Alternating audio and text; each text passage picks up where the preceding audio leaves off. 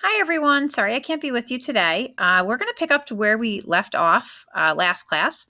So right now we are on page 5. We did the number 6 above. We are on question number 7 on page 5. Okay, so give you a moment. Find that spot we're at right now. Okay, so this is page 5, example 7. All right, so it says that angle I and angle J are complementary angles. Now, you may have heard this word before, complementary angles. And what complementary angles are, they are two angles who have measures that add to 90 degrees. Now, they may be next to each other, right? So they may be two angles that I could draw and make a right angle together, right? They may be like this. Or they may just be two angles that are hanging out in space that together make 90 degrees. So it doesn't matter if they're touching or not. They can still be complementary angles. So if angle I and angle J are complementary, then I know that together, I'm going to take my angle I, 2/3 x plus 16, and my 7/2 x minus 26. Together, they have to add to 90 degrees. So this is the geometry part of the problem. Do you know what complementary angles mean? Can you set up the equation?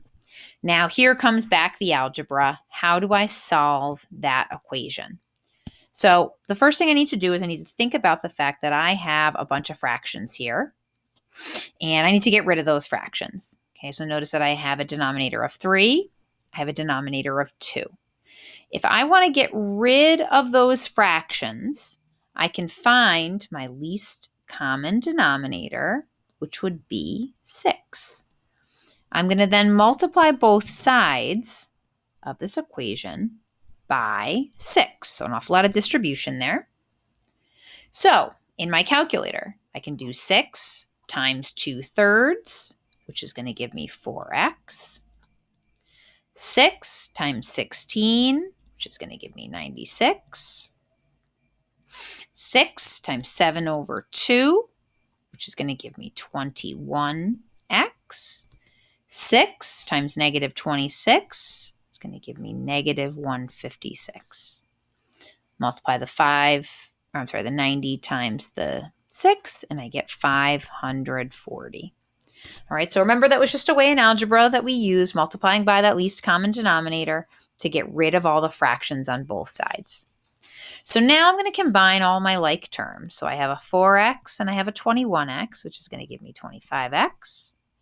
I've got a 96 and a negative 156, which will give me a negative 60, equals my 540. And we're just going to solve this equation now that it's nice and easy. So 25x equals 600. My x value is 24. And remember, it's always a good idea to take that and plug it back in for the values that are in the problem to make sure that your math was correct. So my measure of angle I, so if I do 2/3 times 24 plus 16, I get 32 degrees. And if I do 24 times my 7/2 minus 26, I get 58 degrees. And do they indeed add to 90? Yeah, they do. All right, so now we have another vocabulary term. So my next term is going to be a linear pair. Okay, so linear makes a line. Okay, so I have a line and a pair. So I want two angles. So I need to use a ray to show that I have two angles that are next to each other that form a line. So if two angles are a linear pair, then they are adjacent angles, right? Meaning next to, whose angles add to the same as a straight line, which is 180 degrees. So I know that if they form a linear pair, that angle 1 and angle 2 together, so 5x plus 1 plus 10x minus 19, together have to be 180 degrees. So now it goes back to algebra. Combine your like terms. So 15x minus 18. Adding 18 to both sides. I get 198. Now dividing this by 15. Hopefully you've got your calculators handy. Not going to work out to be a whole number. I end up with x equals 13.2. 13.2. Okay, so again, if I were to look at this picture, right, my diagram, I have a straight line. I have a ray emanating from that straight line, giving me two angles that are next to each other, forming that line. All right, let's go on to the next page. All right, number 9. So another vocabulary term. The next one we have are vertical angles. So vertical angles are when I have one line intersecting another line, right? Kind of looks like the letter X. And when I do that, the angles that are across from each other are congruent. So those angles that I indicated right there are congruent. Notice that I use one little arc mark to show that those are congruent. I then know that right in here, I'm going to use 2 arc marks for that one, that these 2 angles across from each other are equal. So when they make the X like that, and you have 2 intersecting lines, the vertical angles are congruent. And remember, congruent, our symbol, an equal sign with a little squiggle over it, means that they are equal to each other. So I have x squared plus 12x plus 4 equals 18x minus 5.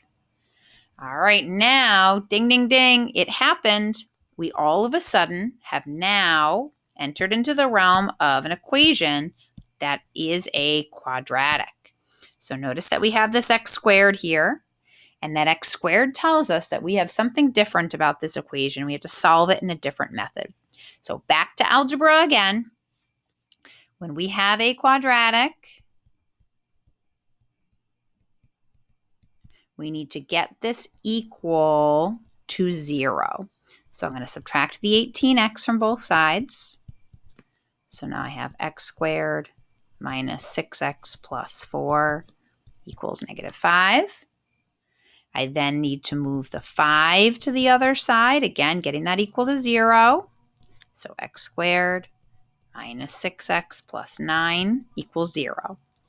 Now that I have it equal to 0, now comes into that factoring that we've been talking about. So I can use a box method if I want to. I know that it's going to break into 2 binomials. Okay, if you want to use box method, well, maybe not that close to the side, but over to the side. We'd have an x squared. We have the 9. I'm looking for 2 numbers that are going to multiply to positive 9, but add to negative 6.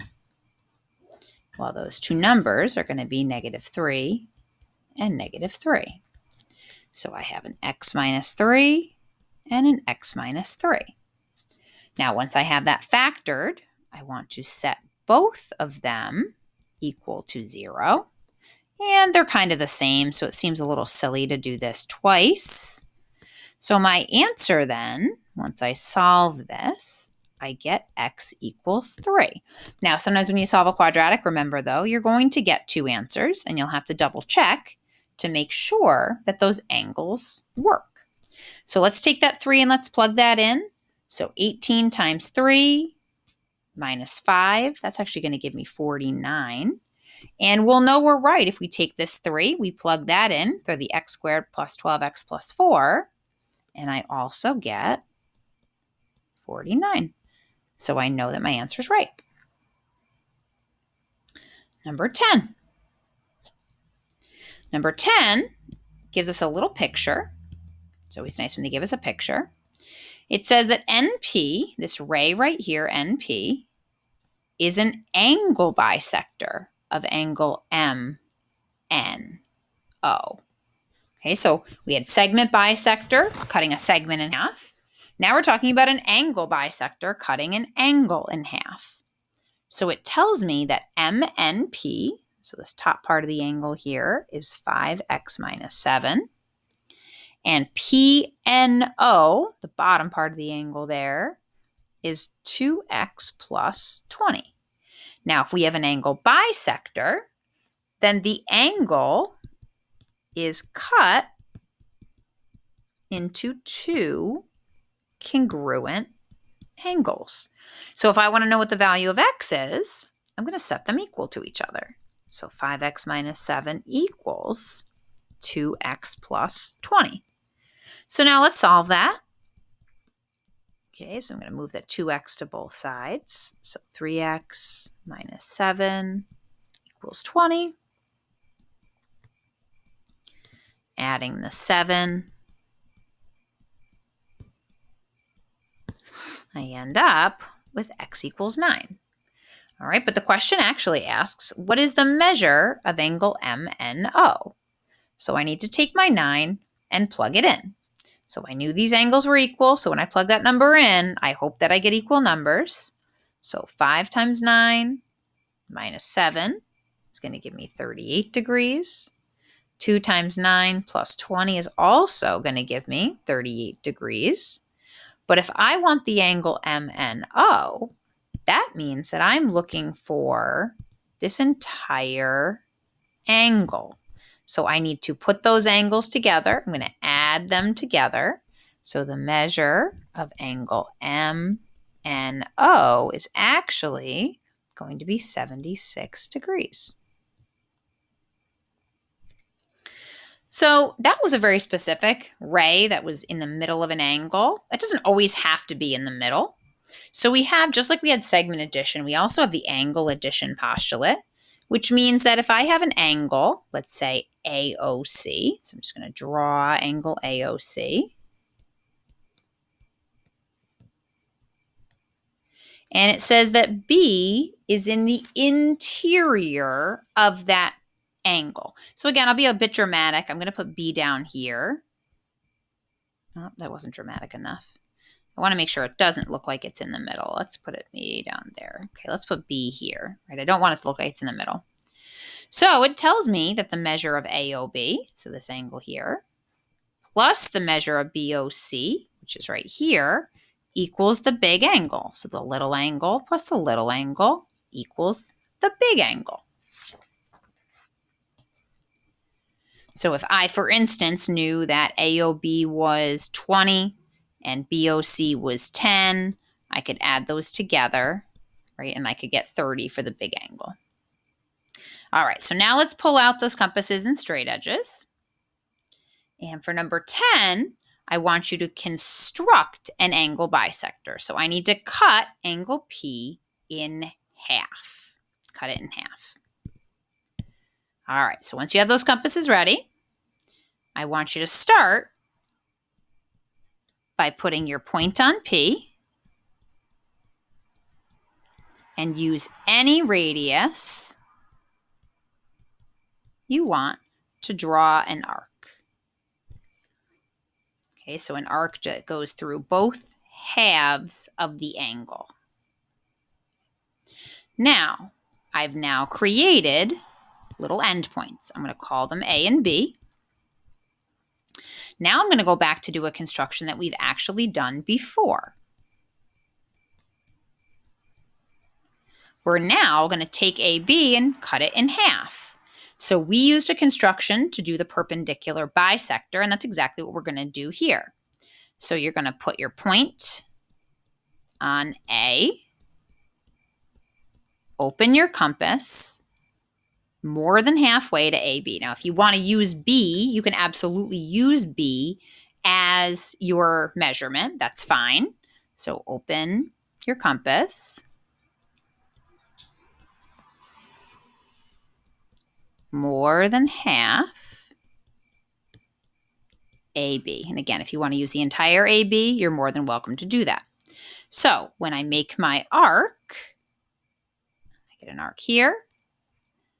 Now I repeat from B. And there's going to be the other half of that little fish. Again, yours is going to look much better with a compass. Now I'm going to draw from P through those intersection points we just drew. And that is my angle bisector. Again, yours will look much better on paper than mine will here. Okay, so step 4, draw a ray through the intersection points.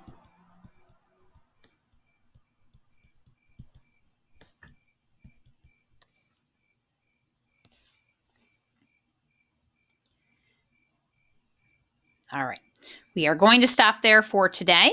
Your homework assignment is in the blue packet. I want you to do the entire Unit 1, Day 2 homework. I believe it's pages 2 through 5. And next class, when I see you guys, we will go over those answers and I'll answer any questions that you may have. Have a great day, and I hope to see you guys soon.